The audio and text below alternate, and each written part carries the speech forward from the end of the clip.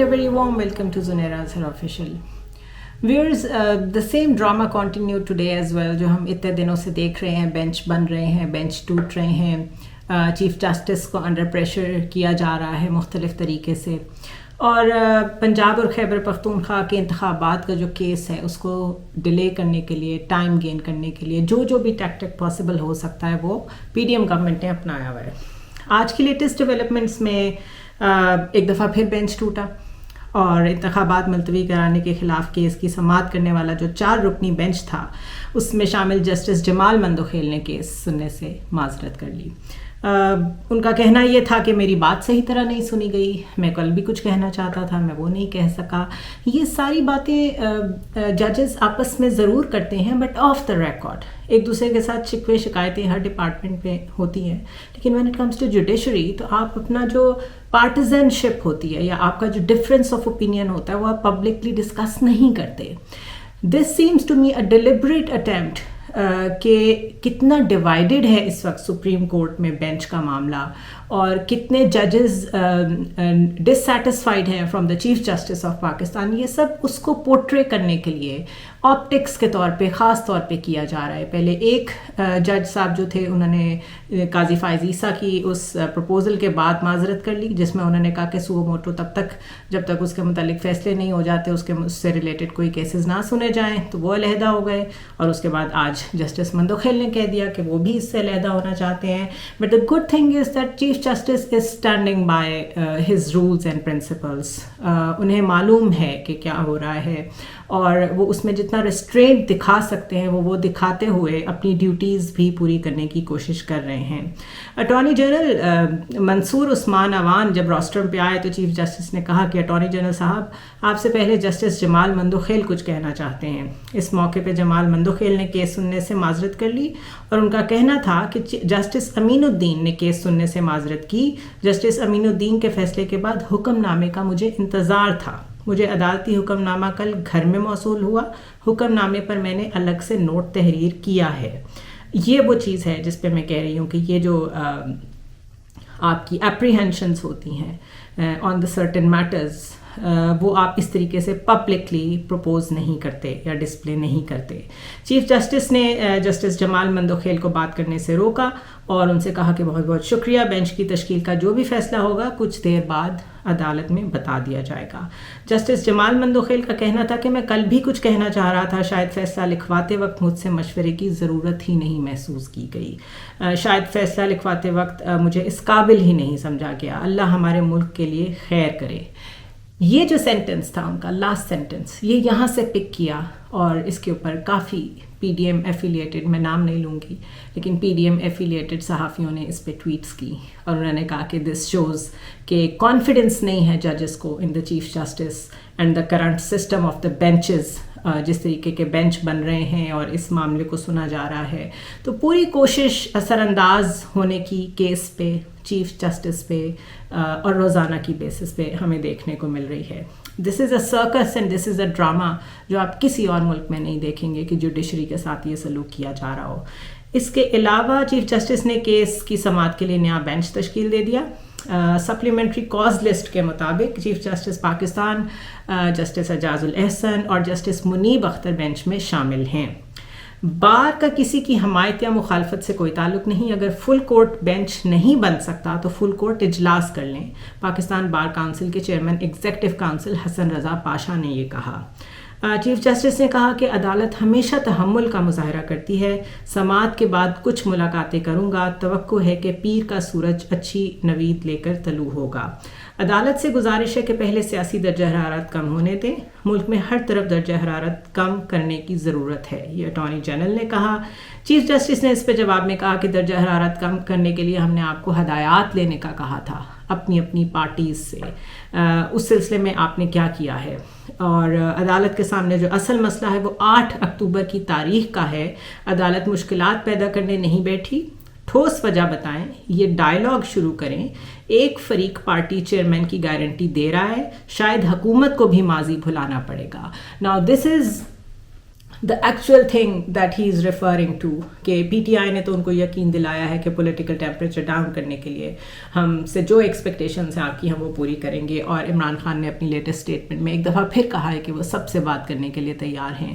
لیکن وہی چیز اٹارنی جنرل کو بھی کہنی پڑی, چیف جسٹس کو, کیونکہ دوسری طرف سے جو ٹیمپریچر ہے وہ تو مستقل رائز کر رہا ہے, اور وہ اتنا رائز کیا کہ آج آخرکار میاں نواز شریف خود ہی بول پڑے لنڈن سے. پہلے جو کچھ وہ مریم نواز کے منہ سے کہلاتے رہے ہیں وہ تو ہم سب جانتے ہی ہیں, بٹ آج انہوں نے ڈائریکٹلی ایک دفعہ پھر مجھے کیوں نکالا کی گردان کو ایک دفعہ پھر دہرایا.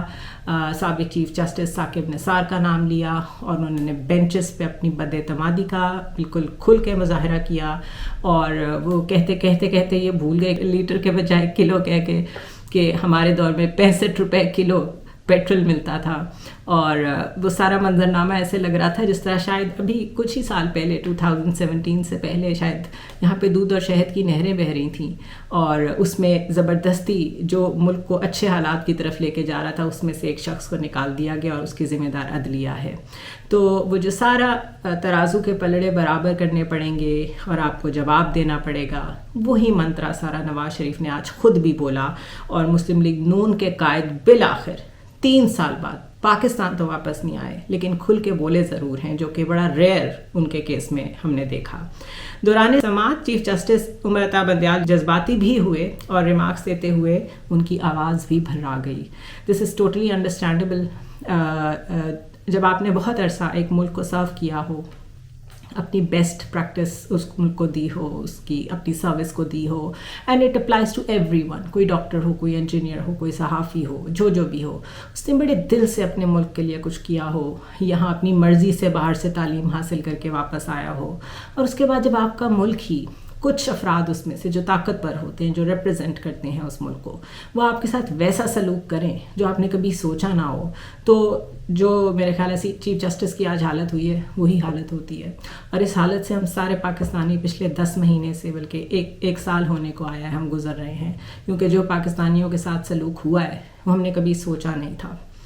اس کے علاوہ ایک عمل یہ ہوتا ہے کہ معمول کے مقدمات متاثر نہ ہوں. موجودہ دور میں روز نمٹائے گئے مقدمات کی تعداد بڑھتی جا رہی ہے. بعض اوقات تمام ججز پرنسپل سیٹ پر دستیاب نہیں ہوتے. چیف جسٹس نے یہ شو کرایا کہ انہیں اس چیز کا ادراک ہے کہ کیونکہ پولیٹیکل سچویشن اتنی خراب ہے تو جو ہمارا جوڈیشل سسٹم ہے جس میں آلریڈی بہت سے فلاز ہیں وہ بالکل ہائی جیک ہوا ہوا ہے, اور صرف ایک ایلیٹسٹ مائنڈ سیٹ سے جو چیزیں ترتیب دی جا رہی ہیں, کیسز بنائے جا رہے ہیں, پریشر ڈالا جا رہا ہے, وہ صرف اس کو ہینڈل کرنے میں بزی ہیں. ایک عام سائل, ایک عام آدمی جو عدلیہ کے پاس جاتا ہے اس کو ایک کیس کو ریزالو کرنے میں 15 سال 20 سال لگ جاتے ہیں, اینڈ ان مینی کیسز ایک نسل تو وہ دیکھ ہی نہیں پاتی اس کا رزلٹ بالکل. تو ہی رائٹلی پوائنٹڈ آؤٹ کہ ججز ہی میسر نہیں ہوتے. گزشتہ ہفتے کوئٹہ, کراچی اور لاہور میں بھی بینچز تھے, اس ہفتے بھی لاہور میں بینچ تھا. 9 رکنی بینچ تشکیل دیتے وقت میں نے تمام ججز کے بارے میں سوچا تھا. سیاسی معاملہ چل رہا ہے جس بنیاد پر دیگر ججز کو نشانہ بنایا گیا. سپریم کورٹ کے ججز کو سنی سنائی باتوں پر نشانہ بنایا جا رہا ہے. عدلیہ کس طرح متاثر ہو رہی ہے کوئی نہیں دیکھ رہا. اہم عہدوں پہ تعینات لوگ کس طرح عدلیہ کو نشانہ بنا رہے ہیں. مجھے کہا جا رہا ہے کہ ایک اور جج کو سزا دوں. اس سے کھل کے تو وہ بیان نہیں کر سکتے کہ وہ کس طرح کے پریشر میں ہیں. اور یہ جو انہوں نے منڈے کا کہا ہے کہ امید ہے کہ منڈے کو ایک اچھی خبر آئے گی, اس میں کافی لوگوں کا ایک محتاط اندازہ یہ ہے کہ شاید اگر وہ یہ پریشر بیئر نہیں کر سکیں گے تو وہ ریزائن کر دیں گے. And this is exactly what the government wants کہ یا تو ان کی بات مان لیں یا پھر ریزائن کر دیں. صرف منڈے کو ہی پتہ چل سکے گا کہ کیا ہوگا. بہرحال ایک استعفے کی بہت گونج ہے, وہ استعفیٰ کس کا آتا ہے یہ دیکھنا ہے. اس کے علاوہ سپریم کورٹ نے اٹارنی جنرل کی فل کورٹ بنانے کی درخواست مسترد کر دی. کوئی ضابطہ اور قانون پابند نہیں کرتا کہ فل کورٹ بناؤں, عمر عطا بندیال صاحب نے کہا. یہ اس کے علاوہ عوام جاننا چاہتے ہیں کہ الیکشن کب ہوں گے. انتخابات تک تمام فریقین سے پرامن رہنے کی گارنٹی چاہتے ہیں. سپریم کورٹ نے پیر کو سیکٹری خزانہ اور سیکٹری دفاع کو طلب کر لیا. حکومت کے پاس انتخابات کے لیے وسائل نہیں ہیں تو ہم وسائل کا بندوبست کریں گے. انتخابات جلد سے جلد ہونے چاہیے, یہ ہمارا آئین کہتا ہے. اور پھر چیف جسٹس نے کیس کی سماعت منڈے کو 11:30 بجے تک ملتوی کر دی. پی ٹی آئی نے سیاسی ٹیمپریچر کو جیسے میں نے پہلے کہا کم کرنے کی یقین دہانی کرائی ہے، لیکن مسلم لیگ نون کی عدالت پر دباؤ ڈالنے کی پالیسی برقرار ہے، جس کا ایک ٹپنگ پوائنٹ آج نواز شریف کی تقریر تھی، اور جس میں وہ کہہ رہے تھے کہ اگر گورنمنٹ چینج ہوئی، اگر انتخابات ہوئے تو $500 کا ہو جائے گا۔ پتہ نہیں یہ وہ اطلاع دے رہے ہیں یا وہ اپنے عزائم بتا رہے ہیں یا وہ خبر دے رہے ہیں، یہ کوئی نہیں جانتا، لیکن جو ان کی باتیں ہیں وہ بالکل بے ربط تھیں ہمیشہ کی طرح، اور سوائے اس کے کہ وہ پرسنل وینڈیٹا میں بہت گم ہوئے ہوئے دکھائی دیے، ایک بالکل centred around his own self, جو کہ ہم کب سے کہہ رہے ہیں کہ صرف ایک خاندان کے لیے یا 2 خاندانوں کے لیے یہ سارا بحران کریٹ کیا گیا ہے، وہ آج بڑا کلیئرلی نظر آیا۔ مریم اورنگزیب نے کہا کہ اس کیس کے لیے ججز نہیں مل رہے، یہ بینچ ایک متنازع بینچ بن چکا ہے، اگر اس 3 رکنی بینچ نے فیصلہ سنایا تو اسے کون مانے گا۔ اس کے علاوہ مریم نواز نے ٹویٹ کی کہ جس کے اپنے برادر ججز اس پر عدم اعتماد کریں یا سوالات اٹھا دیں، اس کے کیے گئے فیصلے کی نہ کوئی قانونی حیثیت ہوگی نہ اخلاقی۔ چند سہولت کاروں کی جانب سے انصاف کے ایوان کو تحریک انصاف کا ایوان بننے سے روکنا پوری قوم کی ذمہ داری ہے، ون مین شو تباہی کا باعث بنے گا۔ جسٹس مندوخیل کی دعاؤں میں شریک ہیں، اللہ تعالیٰ سپریم کورٹ آف پاکستان پر رحم فرمائے۔ عطا تارڑ نے کہا کہ جب جب سجاد علی شاہ جیسی آمریت ہوگی تب تب تارڑ آئے گا۔ وہ یقیناً اس بریف کیس والے تارڑ صاحب کی بات کر رہے تھے جس کے بارے میں ہم نے کل ڈسکشن کی تھی۔ احسن اقبال نے کہا کہ عمران نیازی، بابر اعوان اور فواد چودھری کا 3 رکنی بینچ کیسا رہے گا۔ چیف جسٹس ملک کو انارکی کی طرف نہ دھکیلیں، فل بینچ بنائیں، یہ ایک قومی سانحے سے کم نہیں ہے، یہ وزیر داخلہ رانا ثناء اللہ کا کہنا تھا۔ اور خواجہ آصف نے کہا کہ بینچ ٹوٹنے سے ظاہر ہو رہا ہے کہ اعتماد کا فقدان ہے۔ یہ تو میرے خیال ہے ایک بچے کو بھی نظر آ رہا ہے کہ اس بحران کے پیچھے صرف اور صرف حکومت ہے، ورنہ حکومتی وزراء اور کچھ حکومتی نمائندوں، اسپوکس پرسن میں اتنی ہمت ہونا کہ چیف جسٹس کے بارے میں اس طریقے سے بات کی جائے، عدلیہ کے بارے میں ایسی بات کی جائے، یہ انپریسیڈنٹڈ ہے، اور یہ انپریسیڈنٹڈ ہے when it comes to any thing other then known league کی تو یہ پریکٹس رہی ہے، لیکن اس طریقے سے کسی اور پارٹی نے، نہ پیپلز پارٹی نے، نہ پی ٹی آئی نے، نہ میرے خیال ہے اور جو چھوٹی چھوٹی جماعتیں ہیں، کبھی کسی نے ججز کو اس طرح نہیں للکارا، اس لیے it is unprecedented and it only fits to Muslim League Noon, کیونکہ یہ ان کی روش رہی ہے۔ اور کل میں نے بڑا تھرلی آپ کو بتایا تھا کہ 1997 سے آنورڈس کیسے ججز کو بلیک میل، انڈر پریشر، پھر ان کو جو بات مان لے، جو خریدا جائے، اس کو کیسے نوازا جاتا ہے، کسی کو گورنر بنا دیا جاتا ہے، کسی کو صدر بنا دیا جاتا ہے، پورے بینچ خریدے جاتے ہیں۔ تو یہ ساری روش 2023 میں بھی اگر قائم ہے تو اس کا مطلب ہے کہ نون لیگ کی سپورٹ سسٹم کے اندر بہت زیادہ ہے۔ سسٹم کے اندر سپورٹ ہونا اور لوگوں کے اندر سپورٹ ہونا 2 مختلف چیزیں ہیں، اور انتخابات میں کیونکہ لوگوں کی طرف جانا پڑتا ہے، اس لیے یہ لوگ سسٹم کے ذریعے سے عدلیہ کے اوپر دوبارہ سے اتنا زیادہ پریشر ماؤنٹ کر رہے ہیں۔ اس کے علاوہ آنے والے دنوں میں مجھے یقین ہے کہ ان حملوں میں تیزی آئے گی، الیکشنز کو آگے لے جانے کے لیے ہر حد تک جایا جائے گا۔ اس کے لیے کچھ انٹرنیشنل پلیئرز سے بھی اگر گو اہیڈ لینا پڑا تو یہ لوگ لیں گے۔ پیسوں کا انتظام کہیں نہ کہیں سے اگر ہو جائے اور ساتھ پاکستان میں الیکشنز بھی ڈیلے ہو تو سمجھ جائیں کہ انٹرنیشنل پاورز نے گو اہیڈ دے دیا ہے کہ اپنے ملک میں جو مرضی کریں، ہم کچھ نہیں بولیں گے۔ Otherwise imperialistic powers human rights کا بہانہ بنا کے، ڈیموکریسی کا بہانہ بنا کے، اور الیکٹورل پالیٹکس میں جب بھی ڈسرپشن آئے اس کا بہانہ بنا کے انویژنز تک کر دیتی ہیں ملکوں کے اندر۔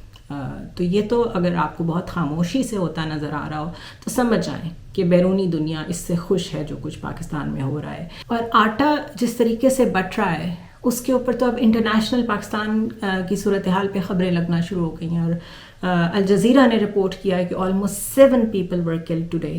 صرف آج کی بات ہے یہ کہ صرف آج کے روز میں 7 لوگ ہلاک ہوئے، جو وہاں بھگدڑ مچتی ہے اور جس طریقے سے اسٹمپیڈ ہوتی ہے۔ اور اس کے علاوہ نیپرا نے بجلی پر 3.23 روپیز فی یونٹ مستقل سرچارج لگانے کی منظوری دے دی ہے، اور اس کے باوجود وزیر خزانہ اسحاق ڈار کہتے ہیں کہ IMF سے معاہدہ تو قریب ہے، کب ہوگا یہ میں کچھ نہیں کہہ سکتا۔ تو انتخابات سے لے کے اکانومی تک اس گورنمنٹ کی ریٹ کسی چیز پہ بھی مضبوط نظر نہیں آ رہی۔ آٹا بانٹنے میں اگر یہ لوگ اتنے کمزور ہیں, ایک چھوٹے سے پروجیکٹ کو اگر ہینڈل نہیں کر سکتے تو گورننس کیسے کریں گے؟ وہ تو بہت بڑی چیز ہے, پورا ملک چلانا, ایک فیڈریشن چلانا, 4 پروونسز کو ہینڈل کرنا. تو it's a big question mark کہ ہمارے وزیر خزانہ ابھی تک فار شیور نہیں کہہ سکتے کہ IMF کے ساتھ معاہدہ کب تک ہوگا.